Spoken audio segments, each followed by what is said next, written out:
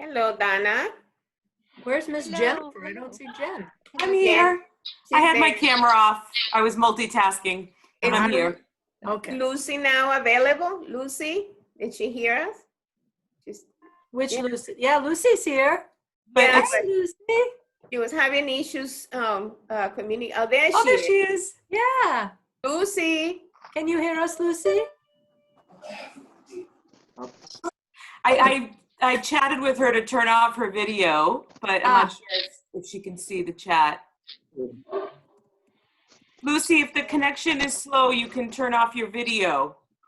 It will help. Hi, everyone. Hi, I'm Fawn.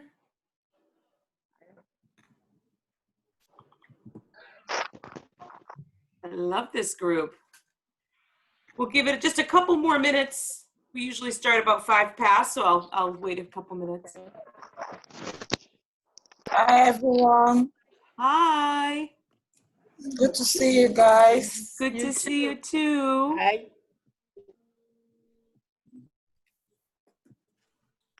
I have my blanket on because I'm so cold. I know it's chilly. Wow. The sun in Nigeria is burning. Here it's gray and kind of cold, chilly. It's not cold, but Wow. chilly. Wow. You don't know what that's like in Nigeria. Wow. Imagine living in air conditioning Wow. outside. Nigeria is very hot right now. Very hot. Very, very hot. Hot. Lucy, can you hear us? I want to like hold up a sign. Yeah. Very good pen. Oops. I think we lost her. Nope. Yeah, She it's went a hard She connection. went dark. She went dark, but she might be there.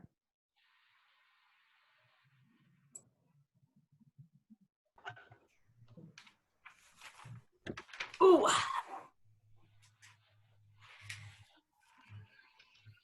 We lost her. Oh, she's trying again. She's trying without video.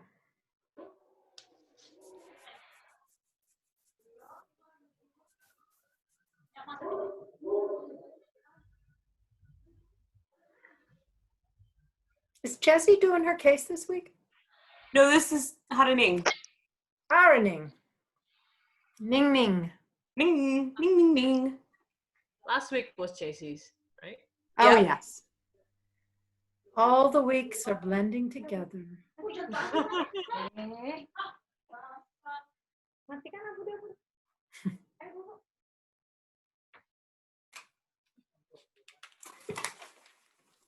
All right, one more minute. Sure. Watch us though.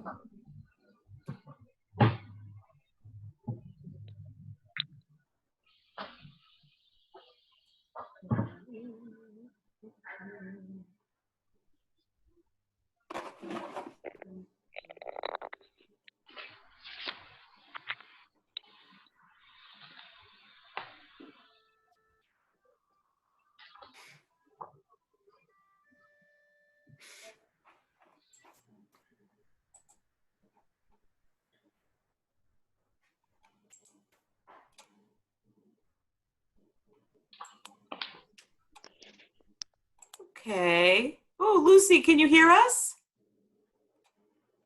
I've got my little sign ready. Can you read it? Oh, you can't even read No. it. There we go. Right there.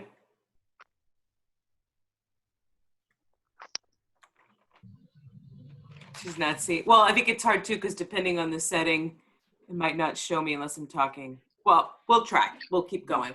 Let's get started because we've got another great session ahead of us. Let's go through with our introductions, name and country, and GWIM. And I will start with Nancy. Okay, my name is Nancy Iheduru. I'm from GWIM 68 and I'm from Nigeria. Thank you. And Fit. Oh, hold on. Let me unmute you, hon. There you go.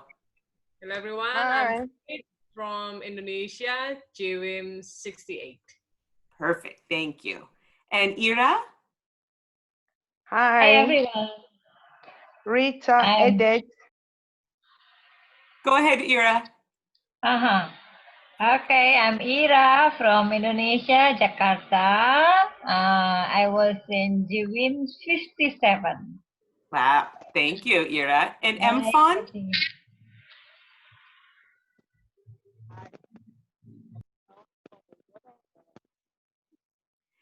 We can't really hear you. I see you.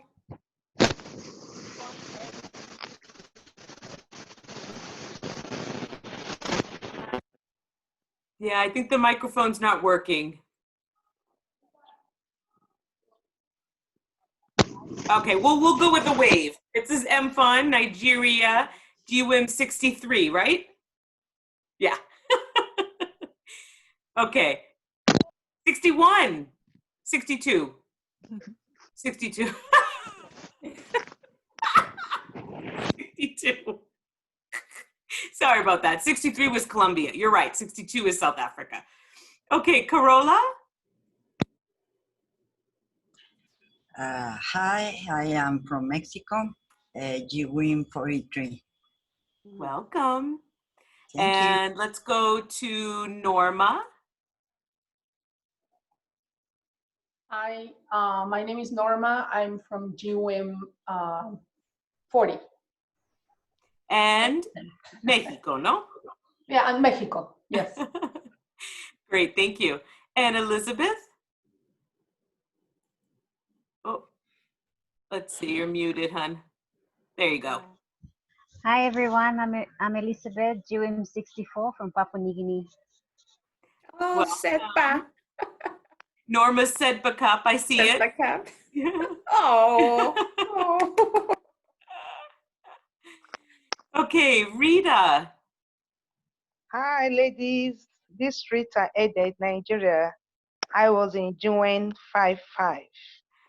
Welcome. Thank you. Good to And see you. good to see you. And Chezi? Hi, Chasey from GWIM 68, Mozambique. Welcome. We've got a lot of GWIM 68 this time around. It's great. Let's see. And Tobin?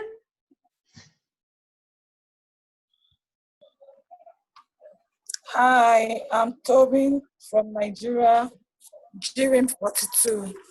Welcome. And Taye? I'm Taye Agbontain from Nigeria, GWIN 66. 66. 66. Thanks, Yes. Taye. Hi. Hi. And let's see, Princess.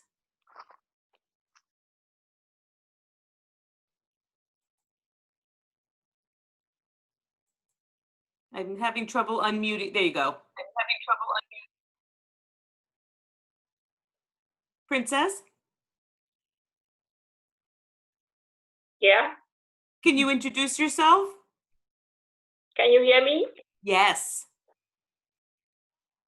Yeah, Princess Umo, GWIM 55 Nigeria. Thank you. Can you hear me? And then we have Lucy. Can you hear us? Oh, Yes, loud and clear. Yay! Oh, we're so happy to see you. Welcome. Thank you. Finally. Can you tell everybody where Yeah. you're calling from and your GWIM? Yes, my name is Lucia Rua from Papua New Guinea, GWIM 68. Perfect. Welcome. And Lucy, I don't know if you saw my note, but if your connection is bad, if you turn off your video, it might help. So you can click off your video and then you'll be able to see us and listen and hear us and talk to us, but you won't be, it won't use so much of your bandwidth. Okay. Great. Let's see, we have Nin who's just logging in.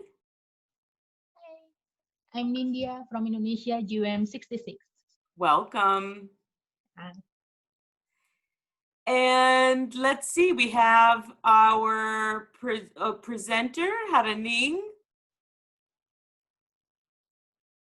Hi, Harining from Greater Jakarta, Indonesia, GWIM 61. Welcome. I'm going to leave you unmuted because I think we're just about to get ready to go to you. But of course, we have Mama Ketty and Noor and Sue and Jen and then Daniela, whose camera is off, I'll introduce later. She's going to be our technical expert today and present at the end of the call. But she's also, let's see, are you there, Daniela? Yes, good morning. How are everyone? I'm having some troubles with my connection. That's why I put off the camera. Oh. But I'm great. Thank you, Jen. Oh, perfect. Great. That's a different Daniela. I was looking at the wrong screen. So Daniela, who just spoke, is from Mexico, and GWIM, remind me. 63. 63. Perfect. Okay. And then here we have Daniela. And my screen is so full. I love this. So Daniela Stark, will you please introduce yourself briefly, and then we'll go into detail when you present at the end. Yes, my name is Daniela Stark. I'm from Romania, Dream 60, and now I live in the USA. Yay! California living. Okay, so great. Welcome everybody. I think I got everybody. And so let me go ahead and share my screen so that Haraning can share her case with everyone. And I will turn it over to you to fill us in, give us the situation, and then we will open it up for questions and recommendations. Jen, but yes. I will read the one I have in my own document, yeah, Jen, so I can move it my way. Oh, sure. Okay. Yeah. Let me give you rights to share. Okay, you should be able to share it with us now. This one, okay. Good evening. So this my case, it's going to be, I'm going to talk about Rumah Budaya Sumba, where I'm going to do my research. And then Rumah Budaya Sumba is, Jen, is it okay? Is it everyone can hear me and see my presentation, Jen? I can hear you. I don't see your presentation. Do other people? Jen? No, so we still can't see it, but we can hear you. Why don't you just present to them like we did on Tuesday? But I read the one I have in my computer. Perfect. So I don't have to move it. Hold on, I just need a minute to pull it back up.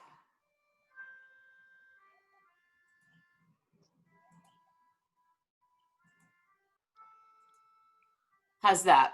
Okay. Okay, then can I start now? Yes, please. Yeah.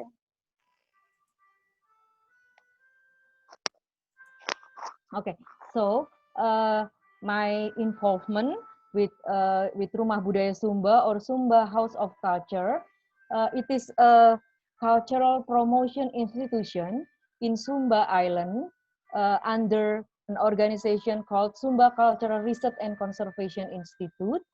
When I talk about Sumba Island, it is more or less 2 hours flying from Jakarta. It is on the East Nusa Tenggara province, Indonesia. So it is the province above Australia, right above Australia. It's basically our archipelago above Australia. So what is the organizational system, programmatic or management issue that I'm going to improve or solve? It is start from the problem where we have no visitor, no tourists coming to Sumba Island because of the current situation of this pandemic. So what I'm going to discuss, the question that I'm going to raise is, what's next? What we are going to prepare, what we have to do the consequence, and by doing a mapping and looking at the consequence and opportunity. So we should be ready, or we are preparing ourselves for the post-COVID era.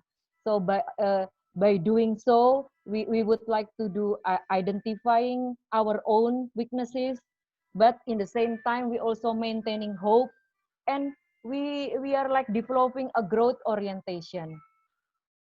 And then the information with that current situation, we would like information and promotion on Sumba cultural attraction should be enhanced, because people at the end, they will come for experience, and the experience should be more on the cultural attraction of Sumba. And we realize also what happened right now, that the digital platform is really important for us doing that job. And then for that situation, some details that relevant for us to understand. This is the data from World Travel and Tourism Council that remind us that this pandemic can cut 50 million jobs worldwide. And in Asia, basically the one that worst affected, because 30 million jobs will be cut from Asia, 7 million in Europe, and so on. And since the tourism industry account for 10% of global GDP, and people also foreseeing that it could take up to 10 months for the industry to recover. And that the worldwide fact, but for Indonesia, for Jakarta, the Jakarta province as the national capital, we implement the large-scale social restriction formally started on 7 April 2020, last 7 April.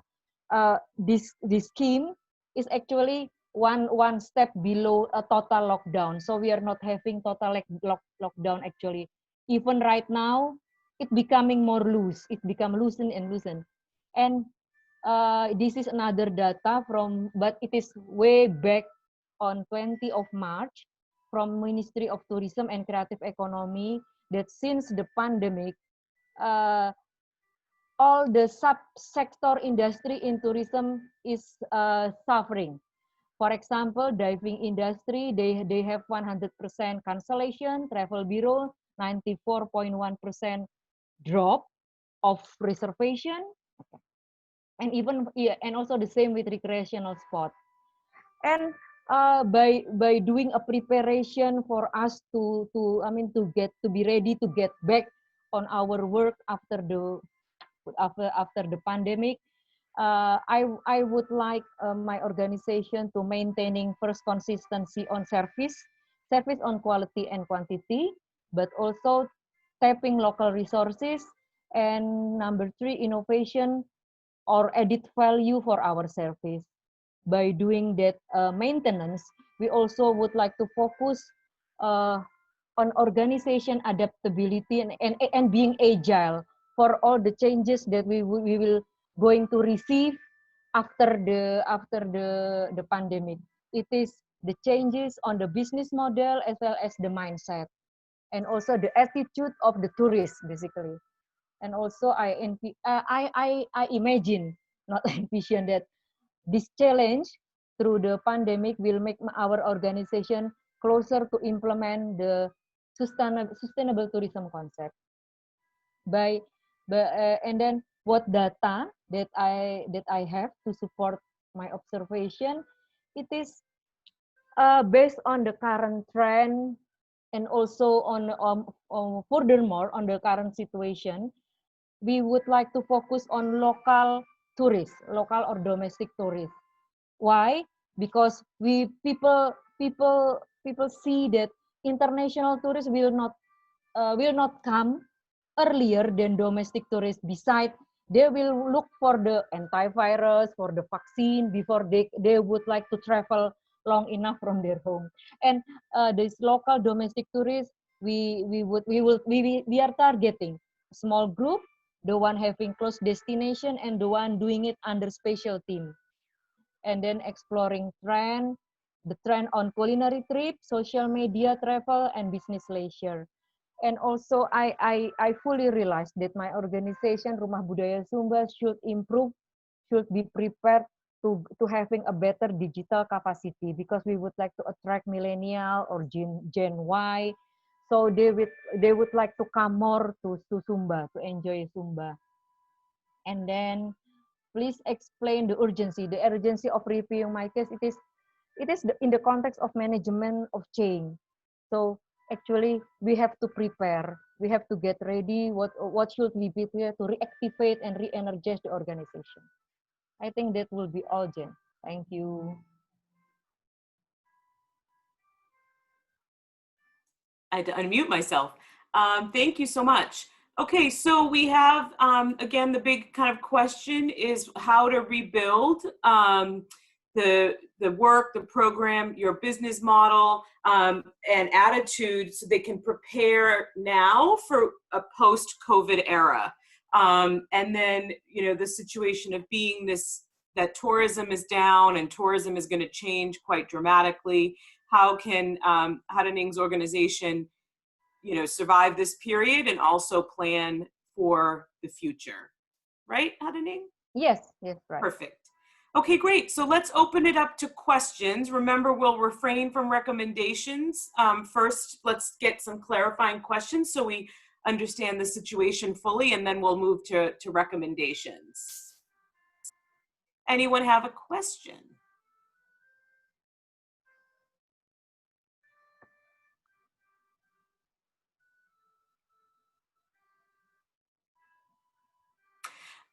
I think I would like to share just some important things that I think came out of the call on Tuesday, Harening, is that the expense, one of the challenges that you have is that it is quite expensive, or there is a perception that it is expensive to travel to where you are. And then also the products and the artisan work that is produced there, there's deep cultural roots that you're trying to preserve and promote, but it's also has the perception of being expensive and is available without travel. So access it online and things like that, right? Yeah, right. Okay, so that's the discussion on that, how expensive it is to access Sumba, but that relatively for me depend on how you manage your travel, because in Indonesia you can go to further place, far more distant places, and it's going to be more expensive. First, it is always the cost of the air flight, but it will always expensive, the air flight. But then the rest, the field visit, it depends on how you manage your visit. You want to have a community-based tourist, you want to have a community ride, things like that. You want to experience how to make a woven cloth in the village with the woman. So I think it depends. It depends. Okay. Yeah, the cost of transportation going there is expensive, but it depends on the package that you manage. Okay, so then there is a chance to do it less affordable. And you said the way to arrive at the island is in an airplane. People don't generally arrive by boat, so you're reliant on the flights working and all that availability. Yeah, that's right. Taye, I see that you unmuted yourself. Do you have a question? No question for now. Okay. Who else? Yes, Ira. And then Nin after that. Yeah, I just need some more information. What is your organization? An NGO or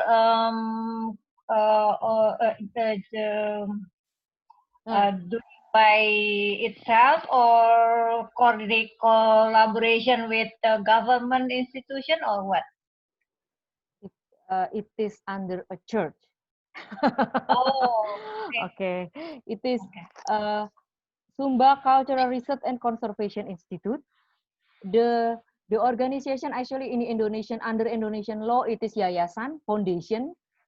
The foundation belong to the congregation of the priests. What do you call it? Redemptorist priest. And then, but the initiative to promote this cultural Sumba cultural information and education, it is as an independent organization. But the asset, we have 3 big houses, and we have quite a vast land. It is all under the church. But the foundation, and the foundation run by a very passionate priest that really would like to support Sumba culture.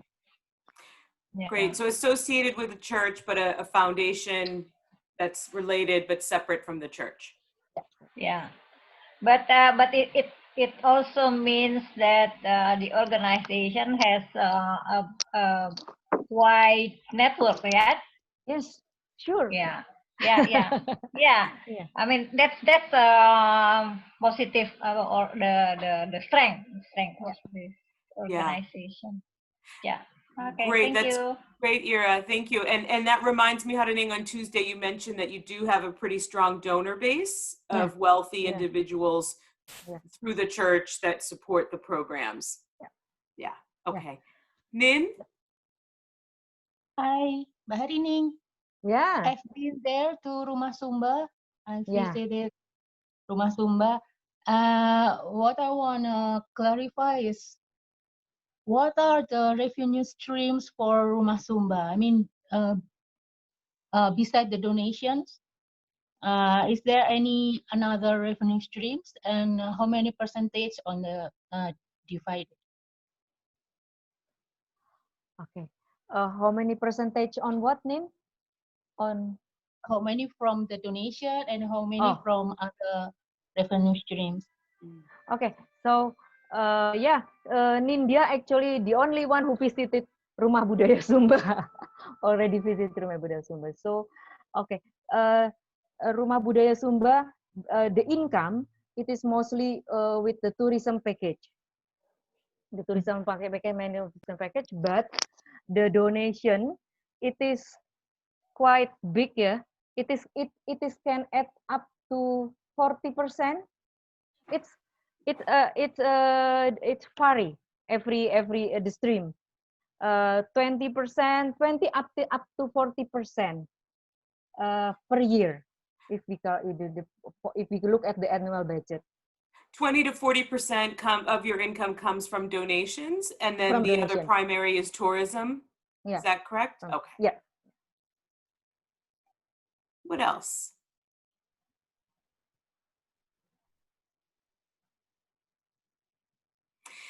Go ahead, Fit, and then I'll ask my question. So who used to come to this Sumba, to the venue? It's usually mostly from foreign or local tourists, and about this is like the luxury traveling or luxury visiting, or it's more than like a backpacker thing? Actually, the most people coming from Jakarta, from Greater Jakarta. Some group also coming from Surabaya, East Java, but if because the facility in Rumah Budaya Sumba the lodging facility is actually simple, very simple. So for me it is not suitable for a luxurious travel, because if you look for luxurious travel in our neighbor hotel, there is the #1 hotel in the world. They classify it as #1 hotel in the world, the most expensive hotel in the world. But it is a very modest, very standard lodging. So yeah, the people that come is the rich Jakarta people who would like to experience culture in Sumba. But the service we offer is a standard service that actually everyone can come. So if I talk to staff there, because I'm based in Greater Jakarta and my organization is in Sumba, there is always people come backpacking, a family of 3. They're just coming because the digital, the marketplace platform, like you have Amazon, but we have a local marketplace in Indonesia. People access it from Traveloka. We already in Traveloka. I'm not sure we are in Airbnb yet, but we are in Traveloka. So some people just coming there, knowing this place. They are looking for a competitive lodging. So they're just coming. It is not expensive for me. I mean, if I compare it to hotel, even in Bali, it is not expensive. So it's actually general. It's catering general traveler. Okay. So it sounds like it's simple accommodations. You're not targeting the high-end local luxury travel. You're not trying to compete with that. Very kind of basic accommodations, and you're currently primarily appealing to local tourism, not international, right? Yeah. And you said it can be families, backpackers, or wealthy people who are coming just for this more cultural experience. Yeah, great. Who else? Princess had commented something about kind of adapting the way your tourism program works right now to make sure that it can be a bit more affordable, maybe for after COVID, for to access more people. Okay, let me scroll through. Oh yeah, so if your tourism program is expensive before COVID, how are you going to survive after COVID? So I think it sounds like it's expensive to get there, but once they're there, is it affordable? Is that? Yes. Yeah, sure. I mean, to get there, the flight ticket, it's quite expensive, but once you are there, you get various things. You got the for example, if you want to focus your visit on the cloth making, hand-woven cloth making, you can do it. If you want to focus on, Sumba is famous for the horse, for the riding horse. If you pay attention on you want to focus more on how the husbandry and how's the savannah, the steppe, you can get that. And the latest group, if you want to come only for photography tour, you get a lot. You get a very beautiful panoramic in Sumba for that tour. But yeah. Ning, could you clarify though? Is your organization creating those various tour options, or do you only offer one of those and you're just saying that that the island has all of that to offer? Or is your organization making those arrangements so people could have the horse experience, the photography, the culture? Could you clarify? Yeah, the island has all of that to offer, Jen. So it depends on the group that will come. There is a group, they said, I want to swimming in the beach and on the laguna, and I want to jumping on the clear river in Sumba every day. So this group every day we bring them to water, and then so you do arrange the tours and customize. Yeah. There is a group want to learn about cloth, hand woven cloth making. We develop a program for that. But there is also interesting factor, because our organization under a church, usually the one who come, they want to spend, they want to set aside time and their money for doing charity. Usually they coming, can we help do something on the village health center here? Can we do something on the last day or on the second day to the orphanage close here? There is always time when the group would like to do that, the charity. So a service element, they want a service element. Yeah. Okay, great.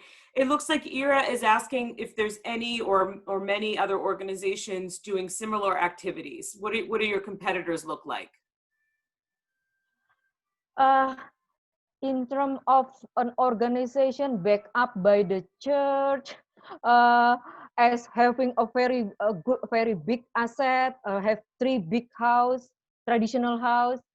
I think we don't have a competitor in the island as good, as big as us. But our competitor more on the community level, because this tourism destination, this village, they having a very good attraction, cultural attraction of housing, of old house, and the management of the community there is already very developed. So they are there, but they don't have facility like us. The lodging, we have like 20 rooms, 20 until 30 rooms that we can serve for one visit of a group. So this community-based group tourism, it is like our friends, our partners, not competitors. Okay, so you partner with that community to offer, go see traditional housing and experience this village experience, but we will provide the lodging and the other parts of the tour. Yeah. Okay, good. Good questions, everyone. Any other questions before we open it for recommendations? Yes, Fit. How long usually most of the visitors spend time in the venue? Fitri, Average one night. At average, usually they come on 5 days, because usually they want to have a holy mass in the church in our organization. Because in between our 3 big house, traditional Sumba house, there is a chapel, there is a chapel, there is a small church. Usually some of them, they want to romanticize their visit to Sumba, having holy mass churches. So they're coming on Friday, Saturday, Sunday, and they will be back to Jakarta on Tuesday. 5 days? 5 days, Fit? 5 days? Before 5 days? And it has an element of participating in the church. Yeah. And as you said, service and those kind of things. So, okay. Good. Okay. Great. Well, let's open it up. Oh, do you have a natural habitat that provides ecotourism conservation? Is that a possibility? Yeah, natural habitat. Yeah. We have a national park, but in Sumba Island, but it is close to the East Sumba. Not close to the district where our organization is, the Southwest Sumba. Yeah, we have a national park. We have very good beach, very good laguna, very good river. We have so many natural habitat. Yes. Yeah. So Ira is asking once again what the question is that you're raising. And so it's really, we have a good, I think a decent sense of what you currently have and how it's been running. And what you're looking for is, what do we do post-COVID? Like right now, when people aren't traveling, how can her organization get ahead and be prepared for when things start to open up even more, and maybe tourism can come back in some degree, but might look different. And then the other piece is, currently, what can they be doing to keep the momentum going and build up maybe some interest in what's coming after COVID. Okay, well, let's open it up. And if you have questions while you're giving recommendations, we can add those in. But does anyone have any thoughts or ideas for Ning?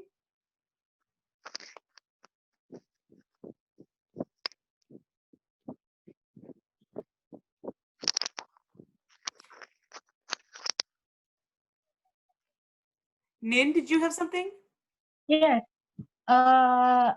I'm talking about the suggestion for Rumah Sumba that Rumah Sumba can do during the pandemic, not after the pandemic.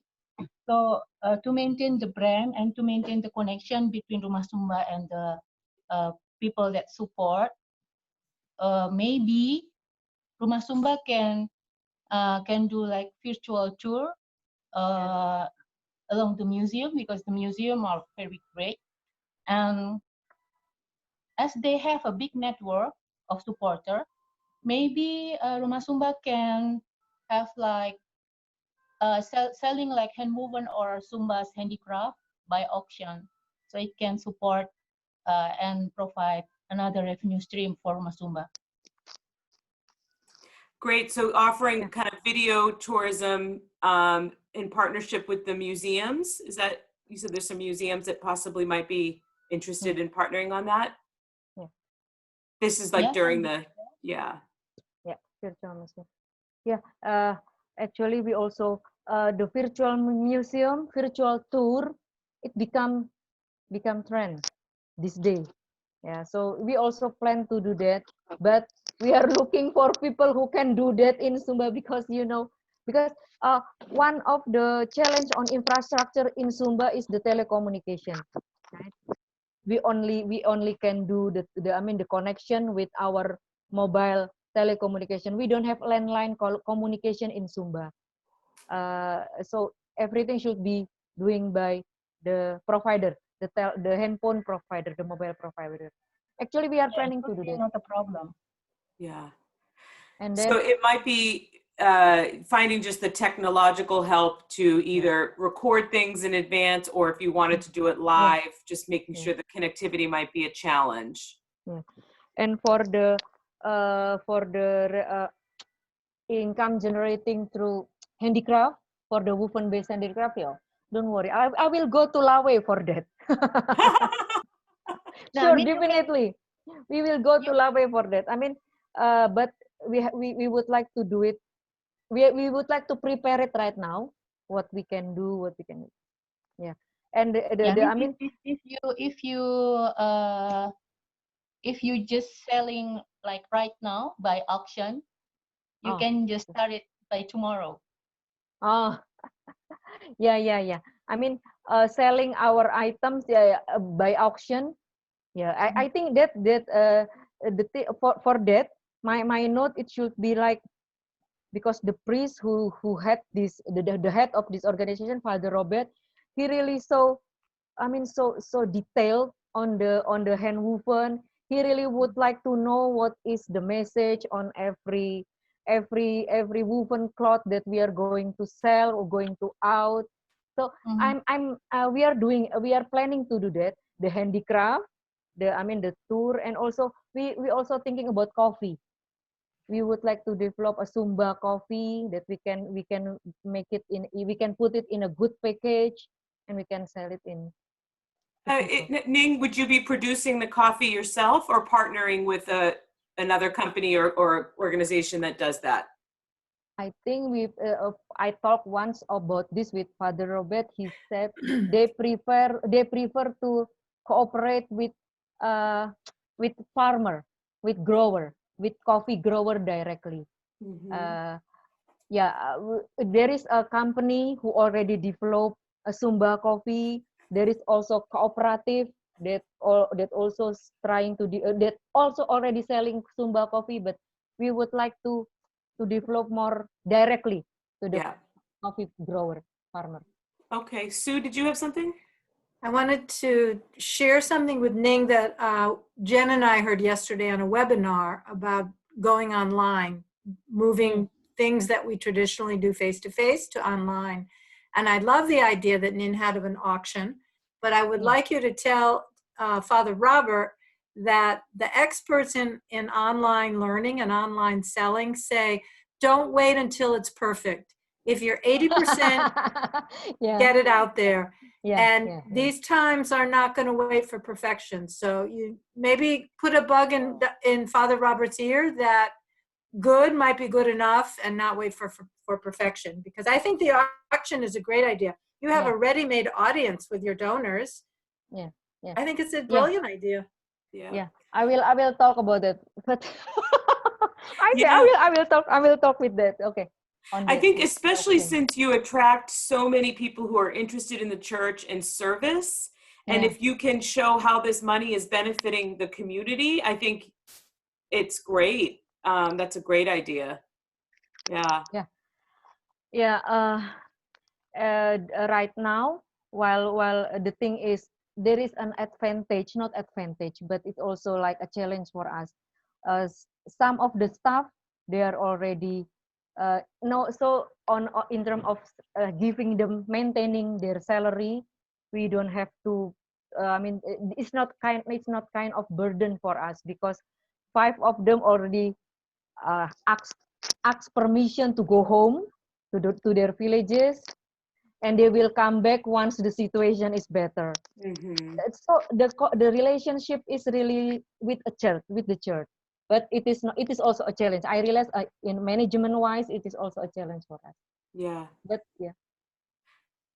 Okay, so but luckily you had your staff has gone home to the villages, and they're not relying on their income right now. Yeah. They'll come back when there's work for them to do. Yeah, it's definitely an advantage. Yes, Nin. So talking about the support, maybe Mbak Harining can do that online auction. So you don't need the people from the village, and for the handwoven, you can provide like 2 segments. One is for the high end with all of the details and philosophy, and maybe you can provide the simple one and not very high end, so regular people can buy it also. Yeah. So maybe if Father Robert can send you pictures of the items that can be sell, so you can start. Yeah, that's great. Yeah. It's great. I mean, yeah.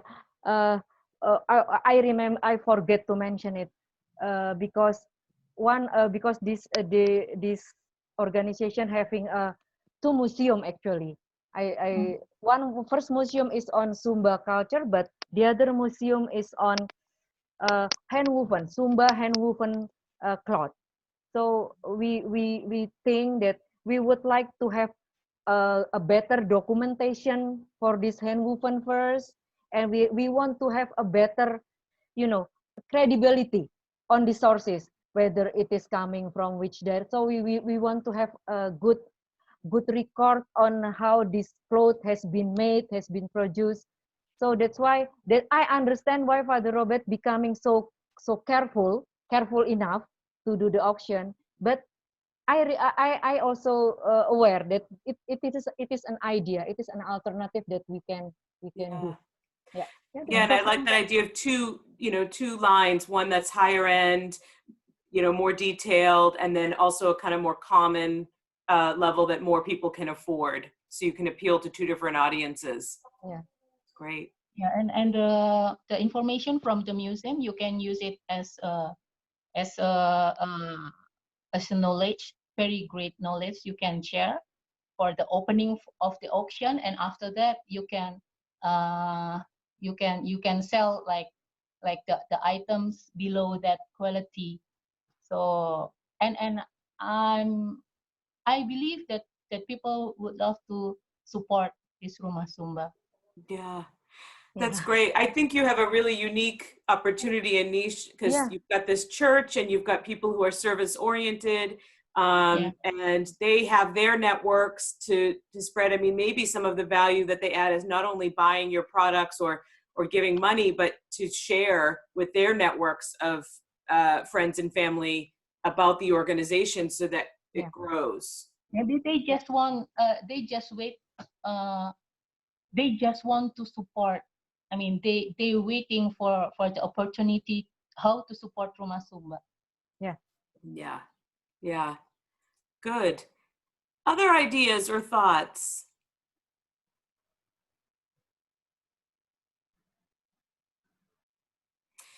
Yesterday, I was sharing with Sue that I had a phone call with a friend of mine whose adult son is running a business here in the U.S. and it's a food service business, and he's been very fortunate that because of the relationships and the partnerships that he had before COVID, he's kind of ahead of everybody and able to continue his business and provide services. So, for example, we're starting to see a meat shortage here in the US because of it's not that the production isn't there, it's that the demand is different. But because he works with local farmers and did before COVID and already had strong relationships, he can still get meat when other people can't. he can still get, he partnered with a brewery that had to shut down because they couldn't be open. Their pub, their store couldn't be open. So he asked to use their space for storage. And in exchange, he's now selling their beer through his website. So instead of paying the rent. So my point is, it's, I think, forming these relationships and these partnerships, really fostering those, the ones that you had before COVID, and thinking creatively about how you can create new ones, because everybody's struggling. Everybody is trying to find a way. And so I think there's a real opportunity to think about who in your community can add to your offerings, and that you can add to theirs, so that you can create a win-win partnership. There might be some opportunities there. Yeah. Good talk. Good. Let's see this chat. Any other points? Taye. Taye, yes. Taye. To Yes, add Taye. to what you just told us, in the as a farmer and as a culinary, you can also put your cookings. Oh, yeah. I mean your food. Put them on Facebook or Twitter. Whatever. Yeah. At least people will read and even come and book. No matter how small, it keeps you going. Yeah. No matter how small. And the moment they test it, they will come back. Yes. Just So try Ellen, to culinary. put it on Facebook.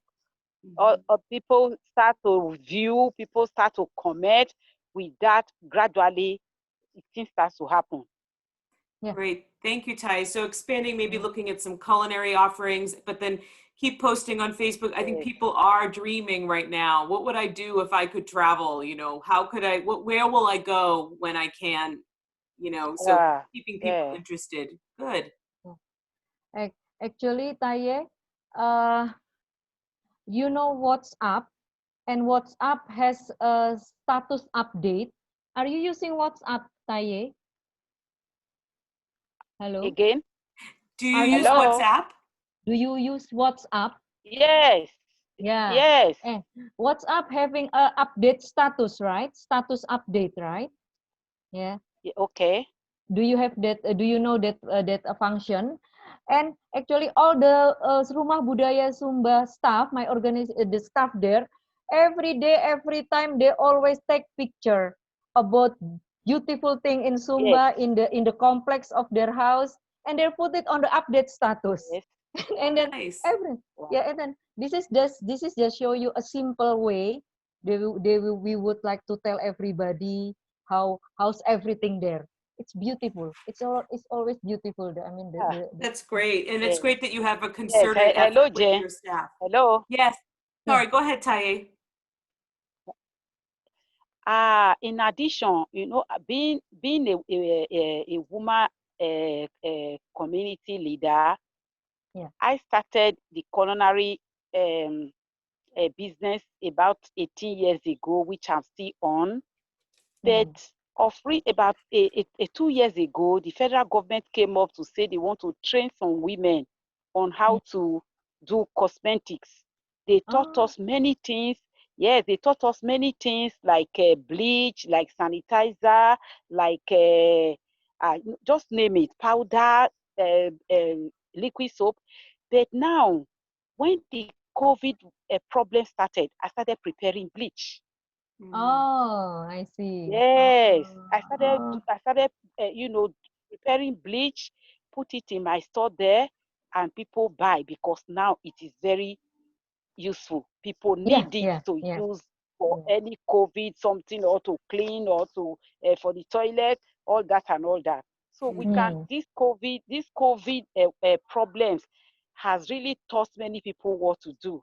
Than for us to sit down like now we go to the farm, we don't go the way we used to go because of a restriction. Apart from that, the vehicle you are going to enter, you don't know how it is, if the person is positive or not. So the little things we can do we should do it just to, you know, to make money. I know the money cannot be big, at least something that we put food right on your table. Yeah. Yeah. Great. Yeah. Thank you, That Taye. that's interesting, Taye. The culinary is there. I mean, we are also doing it. I mean, but for the toiletries product, the cosmetic product, the personal hygiene product, we never do it before. That actually things that we have to learn. Yeah. Yes. Yes. Good. Yeah. Okay, looks like I can send you the chemical names. Oh, that would be great, Taye. I if can you send you the prepare it. chemical names. Very easy to prepare bleach. Taye, Oh, that would be great. We Okay. could put it in the shared folder for everyone if you can share that. Okay, okay. I will send it to Jane. Perfect. And I'll put it in the send it folder. to Jane. Yeah. Okay, great. Yeah. Okay, we have time for Sue. It looks like Sue has a question, and then we'll move on to the presentation. Taye's suggestion raised a question for me, Ning.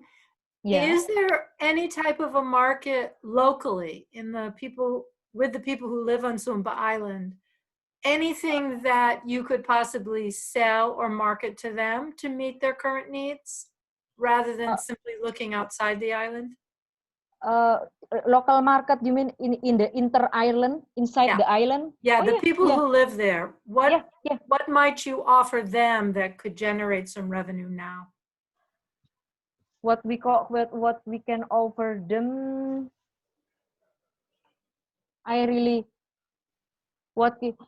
health service that we can offer them.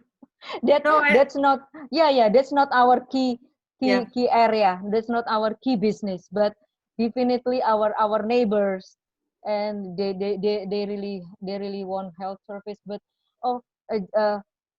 Sue, actually this is also what happened.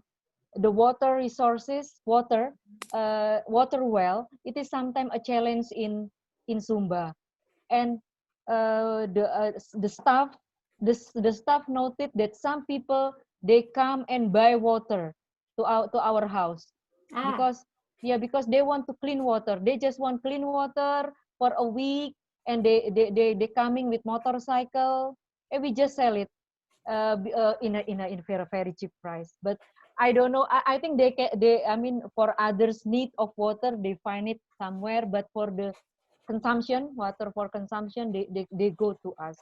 Water, that's something that we can offer, because right now, so we are not under harsh climate situation. We are not under El Nino, so everything is I mean, the food is okay right now in Sumba. There is no challenge for the food resources. But for if you answering your question, that's water. Sometimes it is electricity. Electricity is not fully everywhere in Sumba Island. Electricity also still scarce. It sounds like maybe soap would go nicely with that water you're selling. Yeah. So we'll just read this one more comment from Dulce. She says, maybe you can create packages to attract millennial travelers. They'll probably be the first ones to start traveling after a pandemic. So you could create a mobile service, like a first come, first serve, so clients can have some personalized experience. And check what the government is offering in terms of relief for the tourism industry. There may be some relief there. And just encouraging you to reinvent yourself, look what's going on and adapt, and remember that it's temporary. Eventually it'll all be okay. Yeah, actually on accessing, on maintaining the millennial, targeting the millennial group, that's also one of our target. This one our plan. Good.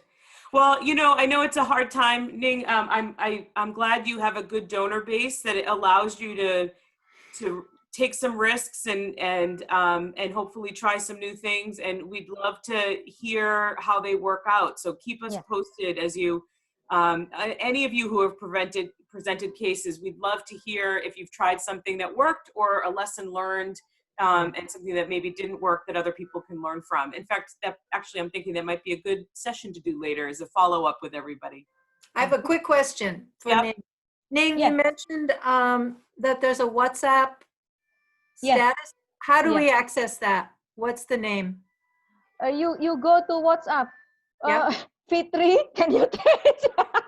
Yeah, it's just in WhatsApp. You can change your personal status to say I'm working, I'm in Zumba. No, but I want to see what she's got, what she's posted from Zumba. Oh, not connected with Zumba. So how would I connect with Zumba? Oh, you have to be befriended. You have to be friend with one of the staff here.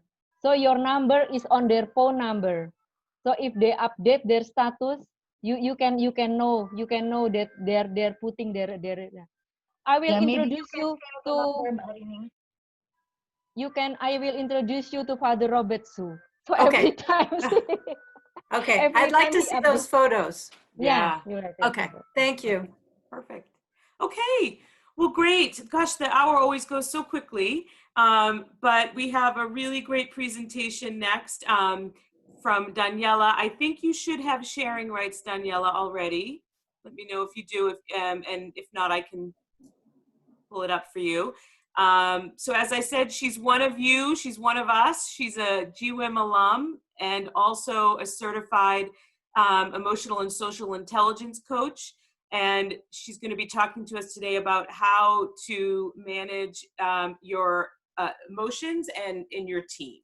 Okay, so I'm going to pass it over to you, Daniela. Thank you. Hello, everyone. But first, Jen, shall we start with the poll? Yes, we shall. Let me pull it up. Thank you. Mm-hmm.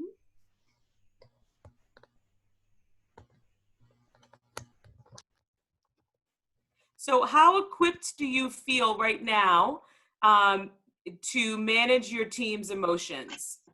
Given everything happening, how equipped are you feeling? Are you feeling very equipped? You don't know, you're not sure. You're somewhat equipped or not at all equipped.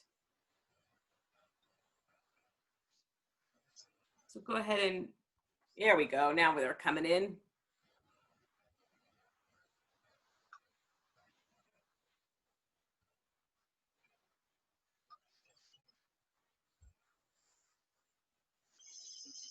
We've got about half of you.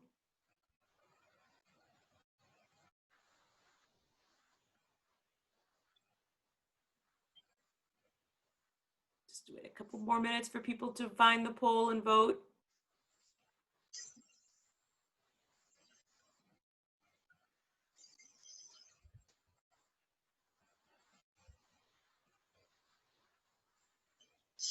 Okay, well, we've got about 70% voted. So I'll end the poll and share the results.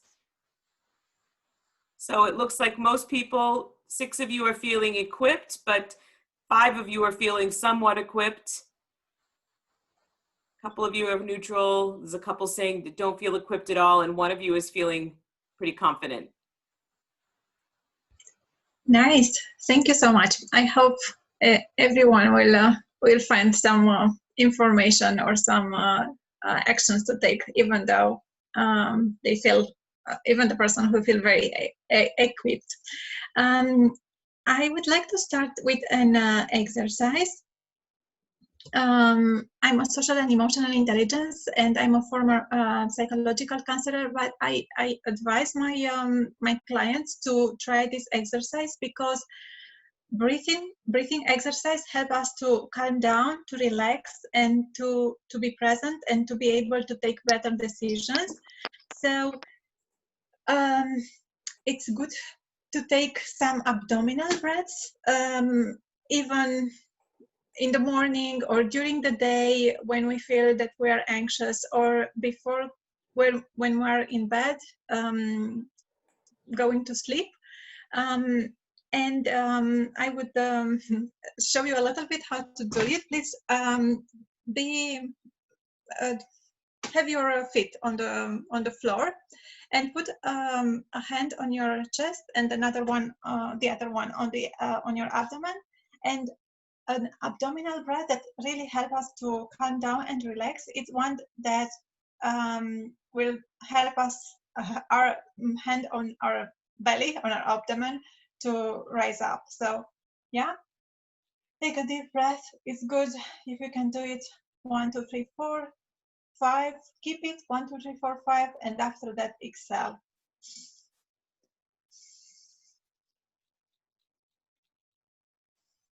And focus only on the breathing. Let the air come in. Give it a moment and let the air come out. And yeah, just focus on the breathing, hearing your noise, but not the noise in your mind. If some thoughts are coming, just let them go for a moment and come back to focus on your breathing. One more, 1, 2, 3, 4. Keep it, and 1, 2, 3, 4. I hope you will remember to do this exercise often, because we are so much in a hurry that we usually take very short breathing that don't help so much the oxygen to come to our brain. But it's very important to be present in the present. And I heard this saying, to be present in the present is a present, and it's a present that we can give to ourselves. But also when we are present in conversations with others, is such a nice present that we can give to them, to be really present there with them. Now, I hope you have a pen or a paper. If not, just please do this exercise in your mind. We have these 2 circles, and I invite you to think, what are the things that you have control over? What are the things that you will write down in this interior circle? Take a few moments and think about, or write down if you have some instruments around. What are the things that you have control over? And for the exterior circle, that is a little bit bigger in general, because here we'll write down the things that we don't have control over. Even though we want, we unfortunately don't have control over. What things you will write down here, or you will think that they're here? Things that you don't have control over. And I would like, please, only one lady who wants to share. Is anyone willing to share? Anyone willing to share? You can raise your hand or just unmute yourself.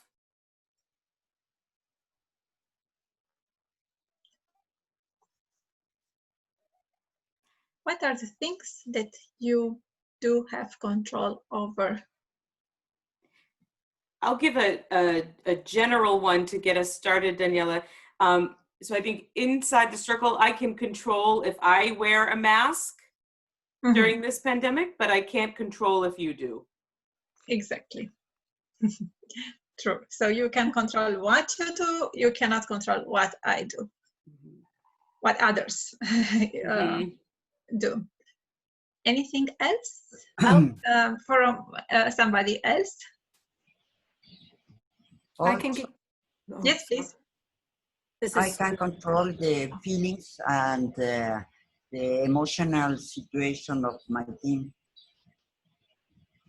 You. Go ahead, Daniela. You can control or you cannot? They do, but what they feel, think, live. The situation is very different. My assistant lived with her mother and her daughter in a very small apartment. So he didn't do the home office because he need to go out the apartment.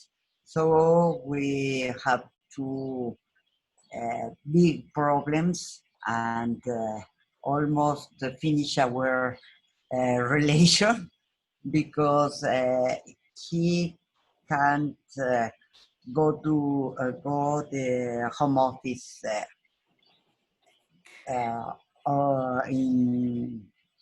his apartment.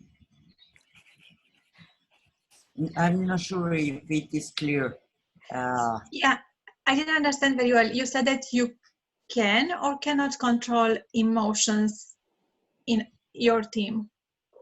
Mhm. And conditions. Carola, sorry, it's just not clear. Are you saying that you can control their emotions or you cannot control them? Cannot.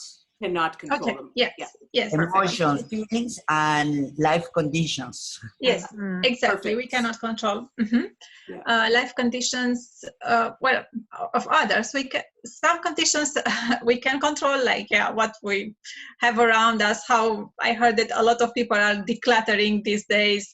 So there's things in our conditions that we can control. But anyhow, we can decide for ourselves and what we can do, what we can think and feel, but we cannot control what others do, like John said, what they think and what they feel.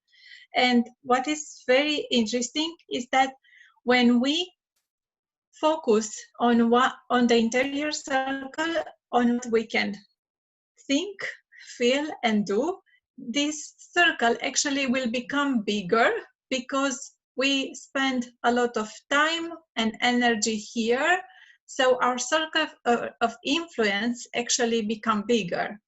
But if we focus too much on the exterior circle, what other things, what other think, what other do, or what other feel, or what they feel about ourselves, what they think about ourselves, then what will happen is that this exterior circle will become bigger and will take the space from the interior circle, and we have even less control on what we think, feel, and do. So please focus as much as possible on the interior circle, what you think, what you feel, and what you do. Because you do have control over your own emotions.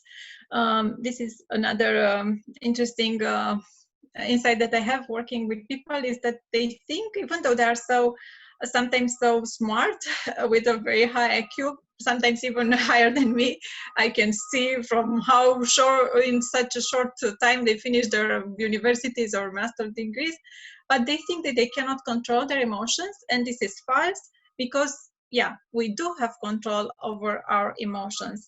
And I want to say that you have incredible power. You are resourceful, creative, and whole. And this is a statement in coaching.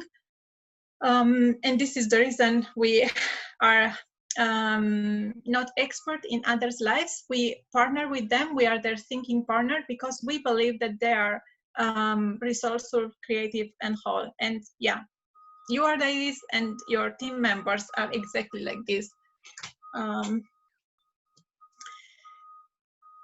We live in such a time that we cannot ignore people's emotions, even in an organizational context. And there are research that shows that organizations, those workers feel safe and comfortable enough to express their emotions, and feelings are more productive and creative. And when we're on the other extreme, when emotions lead the team, then people are for sure less productive. And then the question is, how can you as leader show that you do care about people, about your team's member, but to not let the emotions to lead the team? And the answer is by developing our emotional intelligence. What is this?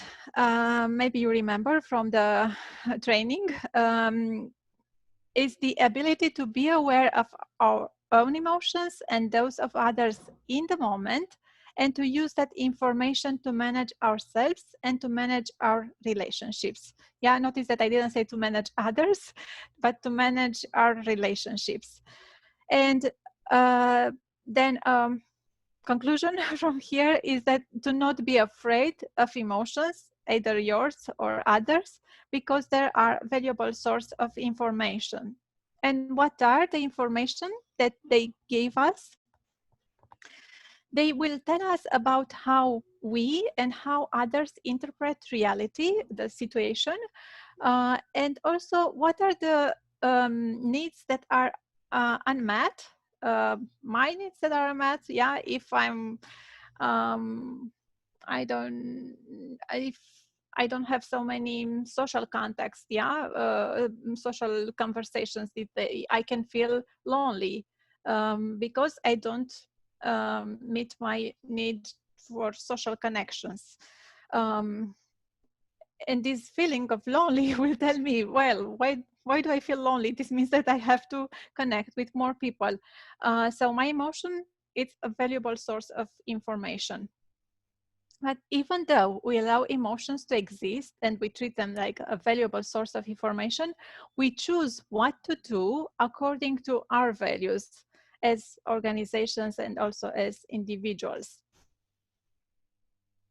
Let's understand a little bit more emotions, but I think we are afraid of things that we don't understand well. And I don't know if you notice that there are people who are afraid of emotions, but even though they're afraid, they feel at least one, fear in the presence of emotions. So when we understand a little bit more something, then we can handle more that thing.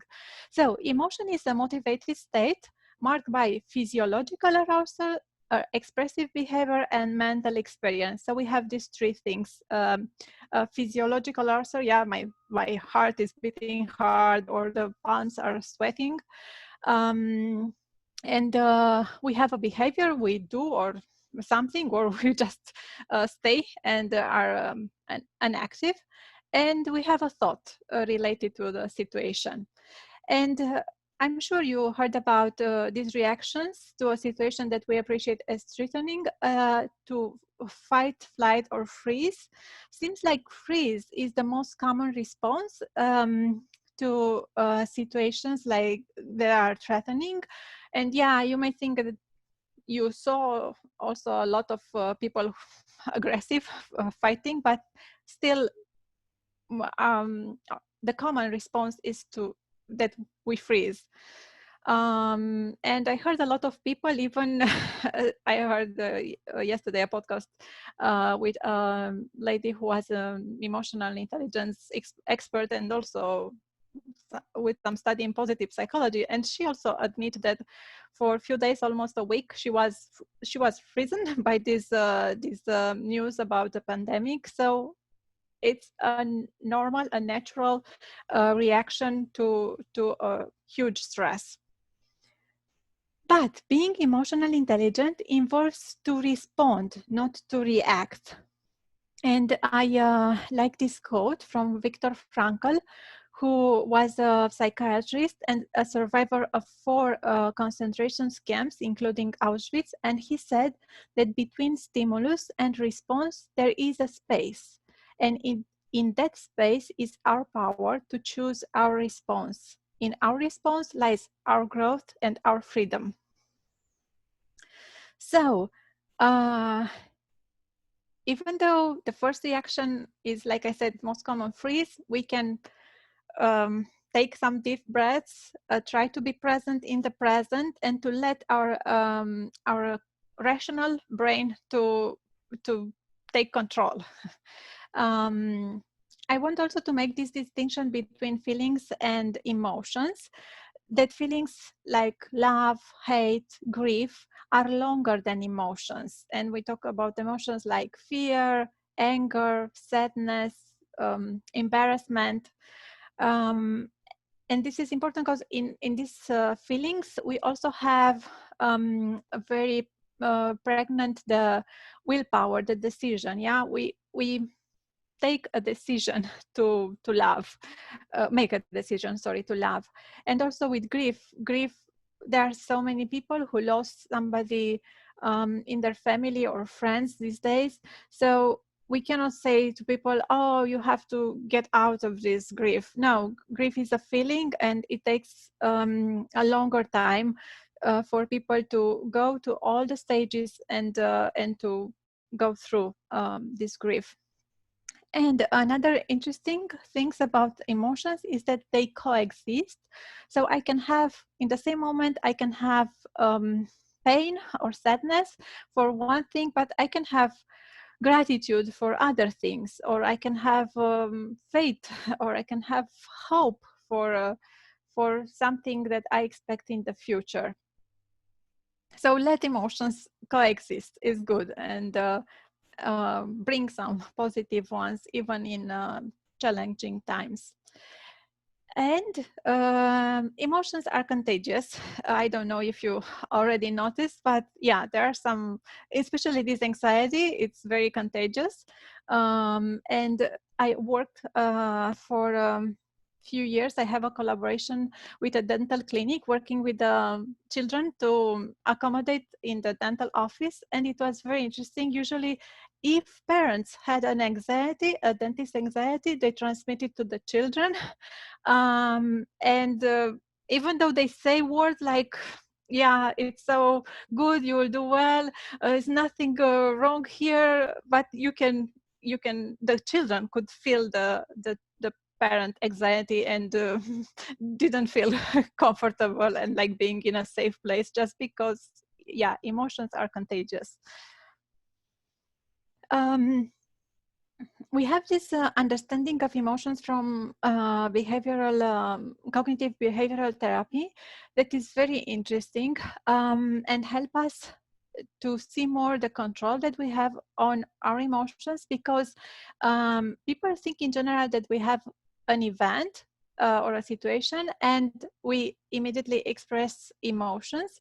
But actually between event and emotions is the interpretation of the event. And this is the reason why the same situation sometimes will have different emotions in ourselves, because, I don't know, we are tired one day, so we will exaggerate the interpretation, or we'll assume that the other person was mean to us or things like this. So because the same event can have different emotion, we can understand how we have power, and it's in our mind and the way we interpret a situation. And for sure, after I said that it's this behavioral part of emotions, after we experience, or when we experience an emotion, we take an action, or we don't act. To understand better emotion, I also put this slide about the connection between body, mind, spirit, and emotions. As I said, is this connection between thoughts and emotions, but also body posture is very important, and just changing the body posture can help us to have another emotion. And I would like to remind you about Jen's power posture during our trainings. I don't know if Jen did this to all the groups, but Jen, what was your power posture? Can you show us again, please? Well, I always go with a little shimmy. I always feel good when I shimmy, so that's my power pose. Or sometimes I'll just stand with my hands. Yeah, me too. I like this one, and to take some deep breaths. Ladies, can you please just take now a power posture? Just change your power posture to feel the emotion that you need now. If you need more, hope, power, just take a posture that help you a little bit more to change emotions. Good. Thank you. Isn't it true that we can change emotions? So we don't need we need maybe sometimes some therapy or coaching to change thoughts, but it's so easy to change the body posture so we can change emotions. And also, when we do something, sometimes we are so discouraged or have a lot of self-doubts about what we can do. And when we just start doing things and we check something from our list, we already feel better. So don't feel stuck in discouragement or self-doubt. Just start to do something, and the first step, the momentum, will help you with more positive emotions. Or just shaking arms or body reduce stress. So do something. And also for people who are spiritual, even though this means to be connected with God or with a universal force or love, or just with life meaning. Life meaning is so important these days, because when people find the meaning of the suffering of the situation, they can have more hope and relate better with the situation. So how can we change emotions in our team? I thought about three things. First, to manage your own emotions, to be the role model of emotional balance. Second, create a positive organizational affect climate, and to be confident that you can manage emotions in your team. Manage your own emotions and keep calm. I'm sure you heard a lot about this, keep calm, and wondering, okay, it's so easy to say, how can I do it?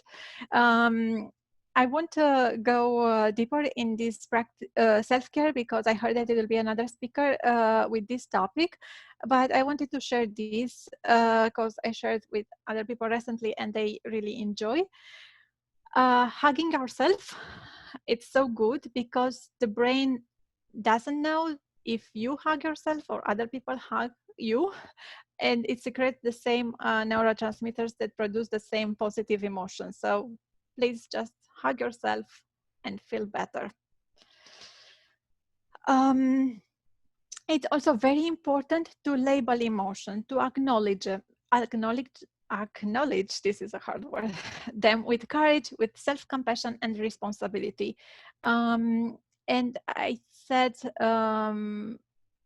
self-compassion because we seem to, women especially, to lack this. We are so kind and compassionate with others, but we forget to be like this with us. So it's okay to feel the feelings, just see what you can do, and first label it, because maybe you also heard that saying, you name it, you tame it. Just by saying what you feel, that you feel fear, the fear decreased, or to just say the word, what you are feeling now.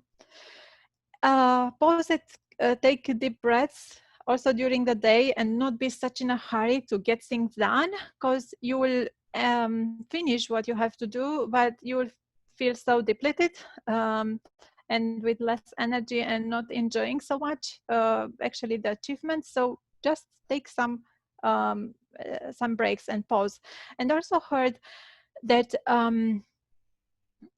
even in meetings, if they are longer than 1 hour, it's so important, at least under the desk, to stretch a little bit our legs or to do something. It helps so much the brain. The body movement helps the brain, and it also, this brain capacity that is called neuroplasticity, to create new neural pathways, to think different, to create habits, and this is related with body movement. So please move your body as much as you can.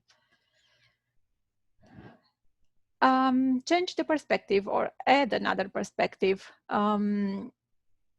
Another important things here is to think about your resources.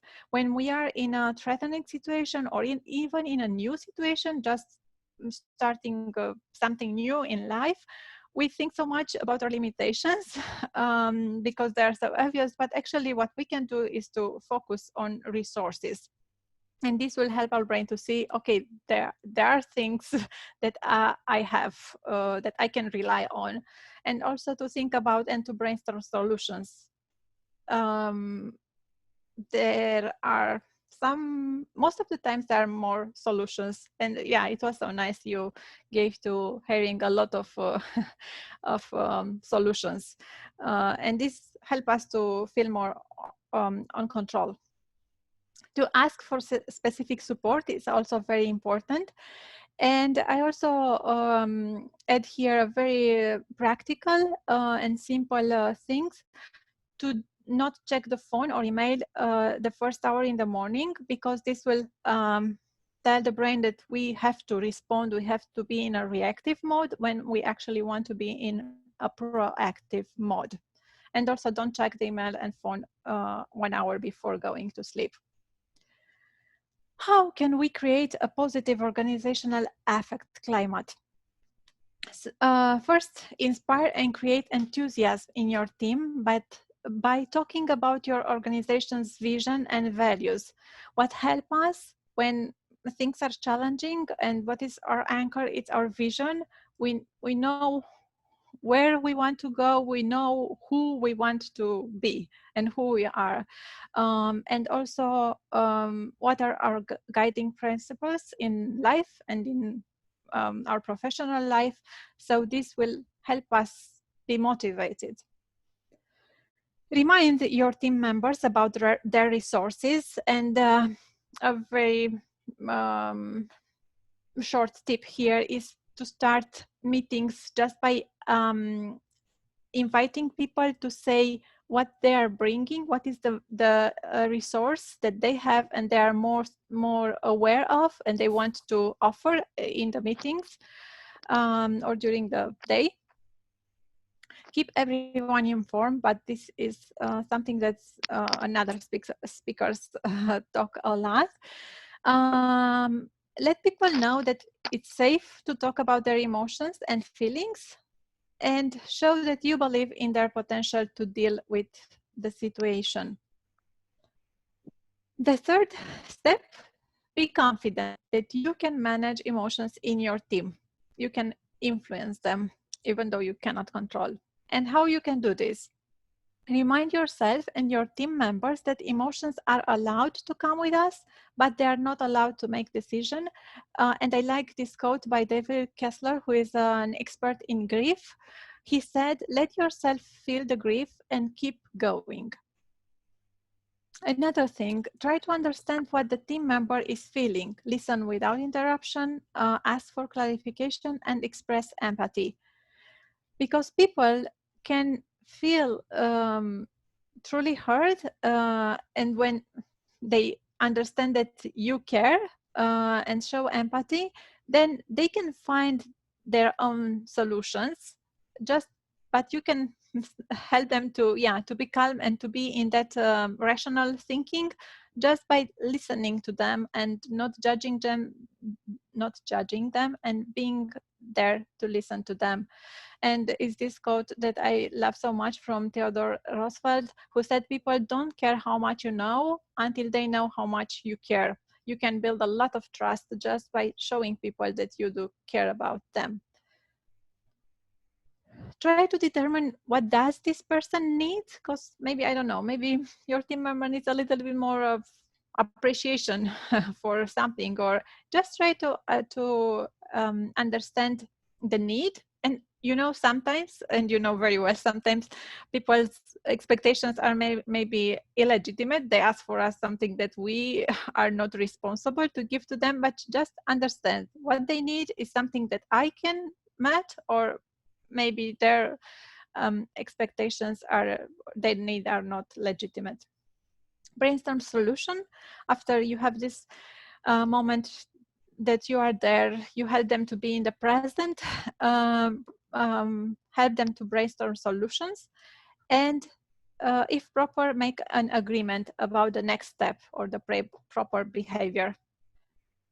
Conclusions. You have incredible power. You are resourceful, creative, and whole, and the team members are the same. You have control over your emotions, thoughts, and actions. You do not have control over others' emotions, but you can create a positive organizational affect climate, and you can show people that you care about them. And you can choose, and you can help others choose to act according to vision and values. And I will end my presentation with another quote by Viktor Frankl, who said, "Everything can be taken from a man but one thing." And imagine the Nazis took him everything. So, but one thing, the last of the human freedoms, to choose one's attitude in any given set of circumstances, to choose one's own way. Thank you so much. This was my presentation. If you have questions, here I am. And here are my contact info in case you have a personal question or something like this. Thank you so much, Daniela. Let's do a little round of applause. This was Thank great. you. I'm going to do my my hand clapping reaction on my screen. This was Thank you. really great. I do want to open it up for questions and comments to everybody, but as always, I just want to make note of the time. So again, Daniela, are you okay to stay on a few more minutes? Yes, sure. Here I am. So we're at 11:35. So if you need to go, feel free, but you're welcome to stay on while we chat.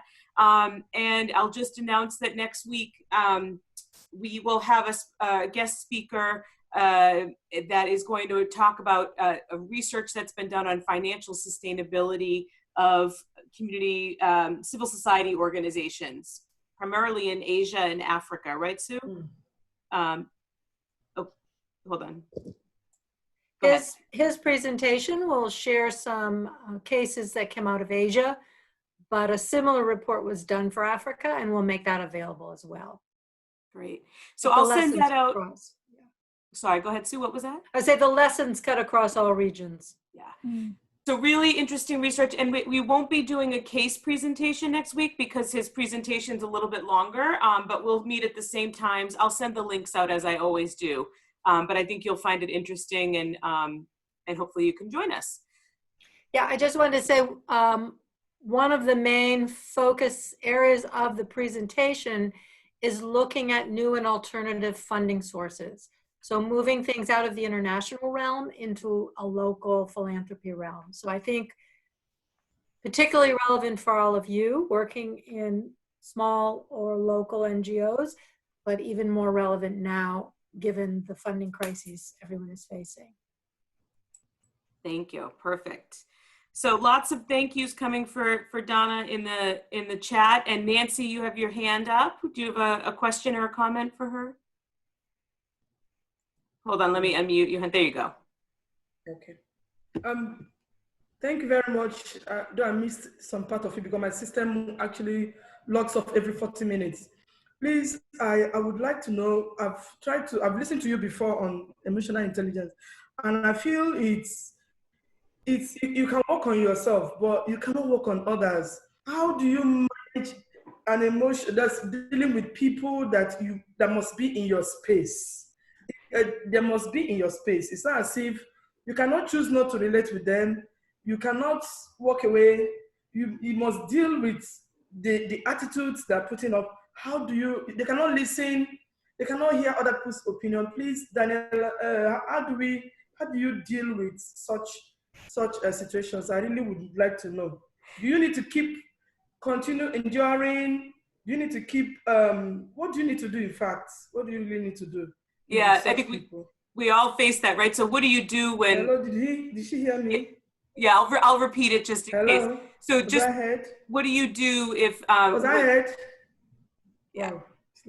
What do you do with when you have somebody in your space that is not, you can work on your own emotional intelligence, but they're difficult to deal with, or they're not as self-aware, and you have to interact with them. You can't just ignore them. What do you do? Yeah, it will be more maybe more helpful if you tell me what is the emotion that they have. It's fear, it's anger, it's what is that emotion that challenge you? The kind of emotions, that negative energy, anger, brutality with words, the insensitivity to other people's needs, not listening to any other person, shutting people up, like in a meeting, you wouldn't want anybody to talk, shutting everybody up. So how can you move forward with that kind of relationship or in that kind of space? Even if it's workspace or home space or wherever, but this person is just in your space, you cannot choose not to deal with that. How do you go ahead with that kind of relationship? Yeah. So in this situation, I will check first what is your story. What do you think is your role in that situation? Because if you are a leader in that situation, for sure you are the one who can set the boundaries. But even if you are not the leader, if you are a partner, you can also be the one who sets the boundaries and who can say nicely and calm, how the other behavior make you feel and react, and to discuss how the other person also see the collaboration, the partnership. So it's always good to discuss. And like I said, what is the need of the other person? If the need is to be in control and to be dominant, sorry, like I said, we have to create boundaries. But maybe it's something, I mean, the person just, like I said earlier, needs some more appreciation and feel like we don't offer it to them. So try first to understand the person and to understand the need, because it's the same with the children when they have a behavior that we don't know how to handle it. First, it's very important to understand what is the role of that behavior, and to understand the need. And after that, as I said, but to have a very direct and confrontational conversation, but calm. And with children, the same. We can say to children, you know, you are allowed to have this emotion as anger or fear. I can understand. Just let's see. You don't say to them behave like this. You can also brainstorm with them. Let's see, when you have this kind of emotions, how can you act? What is your behavior that is proper? Because okay, all the emotions are proper, but some behaviors are not proper. And let's see and build of this, what are the proper behavior here? That's great, Daniela. I love that. And I love the visualization of that circle when you're in that moment of how you can control what you respond, not, you know, and to gain control of the situation. There's a question that's come up in the chat that says, how do you deal with people's emotions that are living with HIV or AIDS or other compromising conditions during this pandemic, especially when they know they're more vulnerable? So it sounds like people who maybe have a lot more fear or because they're not in this good health. Any thoughts on that?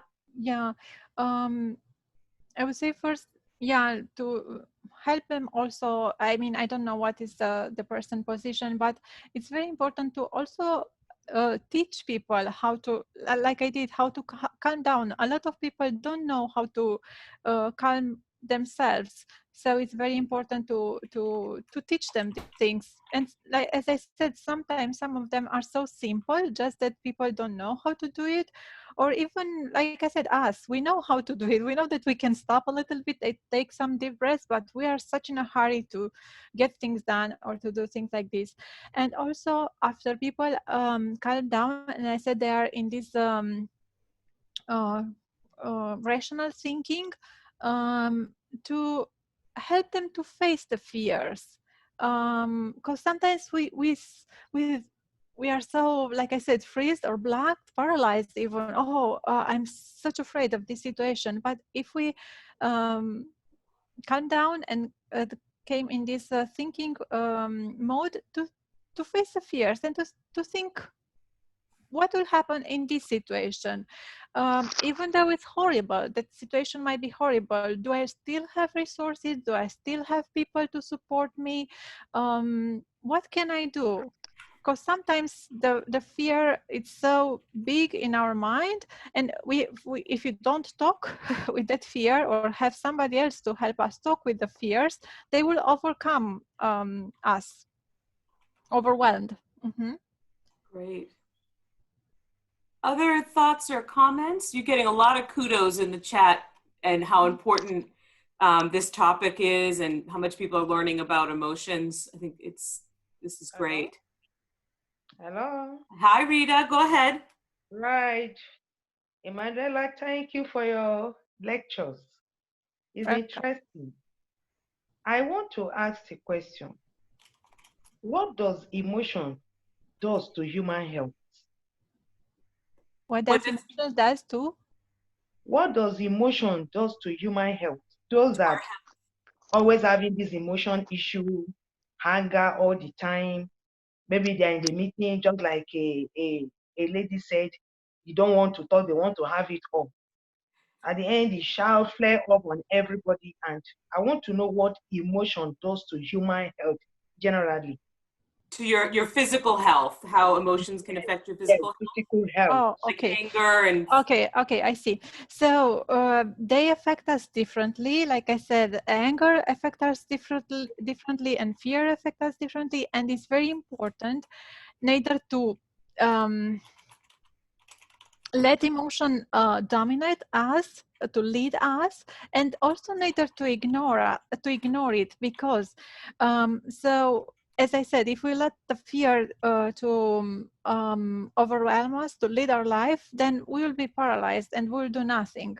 But on the other time, if we try to suppress, to ignore, to deny, our body has something like, I don't know what I call it, that is like a commitment to truth. And this is the reason some people actually have panic attacks, is that because they don't face the fear. So they and chronic anxiety is a symptom that a person ignore fear and avoid. And this is why the advice in therapy for people who have anxiety and panic attacks is to avoid the avoidance. So yeah, just as I said, face the fear. Yeah, and the same with other emotions like anger. If we let it lead our life, it will have heart problems, and even it will affect our professional life and things like this, or social connections. But if we ignore it actually, and we deny that we feel anger, in time people will be depressed. So yeah, be balanced, be calm, and deal with emotions. They are okay, and deal with the thoughts. What are the thoughts? And especially better to have a support, to have somebody to help you, even a good friend who is honest and also caring. So yeah, somebody who can tell you the truth and give you a very good feedback, and also who is very loving and not preaching you or make you feel even more guilty. That's great. I think Lucy, did you have a question? Thank you. No. No? Okay, No. I thought I saw your hand. Okay. Who else? Anyone else? Okay, Haraning? In addition, Dania. Who will go first, Jen? Go ahead, Ning, and then I'll get to you after her, Taye. Okay. Daniela, have you ever heard about law of attraction? Mm-hmm. Yeah, I think that's also related with everything that we discussed with your emotion, because law of attraction, the way I understand it, it is about being positive, right? If it's because whatever we want, it will come. So I like the idea that it's just kind of suggesting to us, this is what's going to happen if you think about that and you are pursuing it. So in psychology, they're called self prophecy, that will self-fulfilling prophecy. Prophecy. Yeah, if we think and think about, okay, this will happen to me, I'm so ugly, I'm not so smart, I cannot do that presentation, it will happen. I mean, our brain will help us to be right. So be careful with your thoughts, because as I said, brain will help us to be right, because it's better for our brain to be right than to be wrong. That's great. Self-fulfilling prophecy. Okay, Taye had a question, and then there's another one in the chat. So go ahead, Taye. Addition, please. Addition. An addition. Somebody said, I think second to the last speaker said, what happened to your emotions when I don't know, I think she put it this way, that what happens when you see people's emotion, where they exhibit some kind of emotions in the public, and all that and all that. My own advice is that when you see people like that, because number one, they are causing problems to themselves, and you should not allow that problem to come and affect you, because by the time you react publicly, you know, it can be somehow, because number one, you don't know where he's coming from, if it is transfer aggression or all that and all that. What I will advise is that if you have such a person in your group, try to understand after the meeting. If you cannot see face to face, you can private chat. Ask this particular person, what is it that is happening? I can see you've not been happy with me. I can see you too, you are not happy. Please let me know what is happening. Because by the time you react the same way she is coming. Things might go wrong. And that kind of a thing can disintegrate your team. She can even go back and be telling others what is not. So I will advise that such a thing, you try to control yourself then and there. Then you go back to meet her or you private chat. Thank you. Mm-hmm. Yeah. Thank you, Tai. You're right. Yeah. That's great. So yeah, controlling your own emotions, how important that is. So there's a question from Nancy in the chat. She says, Daniela, please, we work among young people too. Does emotional intelligence have any connections with suicidal thoughts? Yeah, for sure. I mean, there is a lot about emotion here, but still, when we talk about suicidal thoughts and things like this, it's so emotional intelligence. It's helping people grow and improve their skills. But with people who are depressed or things like this is more about therapy. And you really need to have in your team a psychologist, a clinical psychologist, a therapist.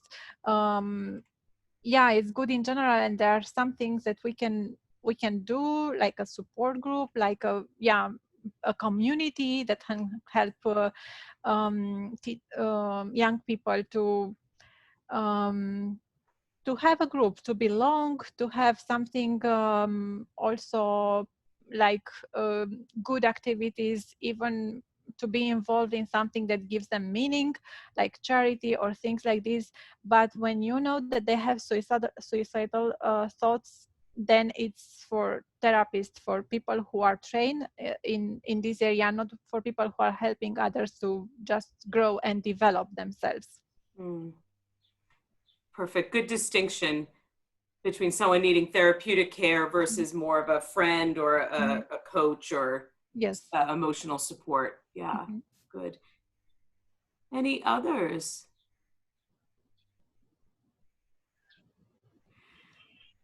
Oh, Nancy, you've got another. Okay, go ahead. Okay, I want to find out at what age can we begin to teach people emotional intelligence?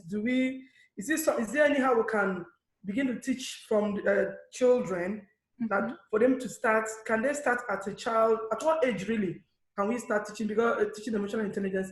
Because some adults, they are so engrossed with their personality, their character, it might be so difficult. Like the example I gave to you, the person in question acts like that in public to anybody, everybody. So there is a kind of blindness I see. The person is not seeing what others are seeing really, and still believes that, I'm okay. So at what point can we begin to correct these things and maybe teach children? I really would love to know. Yeah. I like question. So it's a distinction to correct and to teach. We can start as soon as possible, because so emotional intelligence is, like I said, to label emotion, and a parent can help the children to, as I said, to label, to tame it. You name it, you tame it. Just to, when you see the children that is angry, to say, okay, I understand you are angry now, or you, that you cannot go outside. Understand, I also have this anger inside me, but I try to react, to have a behavior that is proper for everyone and is helping everyone. So just by saying things, and having words for what they are feeling, it helps them to calm down. And also, like I said, to point about this, emotions are proper, but not all the behaviors are proper. Let's think about how you can do it in you can express it in a nicer way, because like I said, we have the responsibility to also express anger, because otherwise people will go, as you said, to suicidal thoughts. They weren't allowed to express their anger, they keep it inside, they get depressed, and after that bad things can happen. So it's okay to be angry, just say it, express it in a nice way, and in a way that won't harm other people. So you can start as soon as possible. Thank you. I was thinking when you were talking, my nephew, who's about 11, all of a sudden this year started out of nowhere kind of experiencing really bad anxiety, going to school and things like that. And it's been really amazing. He started getting some help, and just being able to articulate the feelings he's having helps him calm down and get through the anxiety, because he can actually talk about what those feelings are. It makes a huge difference. He's quite young. Let's see. I see Lucy. Is your hand up? Did you have something? Yes. Go ahead. Yes. Emotional intelligence was one of the topics that I really enjoyed when we were down there. I've been working with elderly people here, especially in the community. And just last week, I actually was faced with one of the situation where I just didn't know how to react. So what I did is I'm trying to exercise they say that silence is one of the best treatment to use when you're not sure of how to react, rather than rushing to react, in a rush. So as I'm speaking right now, I'm just wondering on how to approach this. One of my I'll say one of my workers in here, how he walked out on the job without even letting me know. So I am using the silence method of reacting, how to react to him, and I haven't even actually called him up to do to actually assess the situation as yet. What I'm saying is, hello? Yes, please continue. Yes. So what I'm saying is silence is also another good way of, like when you're talking about negative attitudes and all that, it's another good way of, but the silence has to be broken at some point in time. Exactly. Or you can say, I will think about this, just for person to know that you don't ignore the person. You just want to, like you said, to take more time to take in consideration what is the best approach and things like this. So it's good. You can say to people, and sometimes you don't know what to say when they're in a grief process or things like this. Say, I don't know what to say, but I'm here, I care about you, but in this situation when you don't know what to say, you say, okay, I heard you, but I really don't know what to say now. I will think about, and they will come back to you, and it's your responsibility to come back. Don't just let it there. Good. Great. That's great, Lucy. Thank you. Min, did you have something? Oh, hold on. Let me unmute you. I think for some reason it's not working. Can you unmute yourself? There you go. There you go. I learned about toxic positivity, and I want to ask Daniela how we know that our positivity is not a toxic for other people. Because sometimes we want to be positive every time, but we don't know if we are toxic or not. So You're asking if having too much positivity can be toxic for people, for others. If you're always trying to be positive, does that have a negative effect for other people? Yeah. Yeah, sometimes I like very much how at the Institute for Social and Emotional Intelligence, I'm trying to be a certified coach.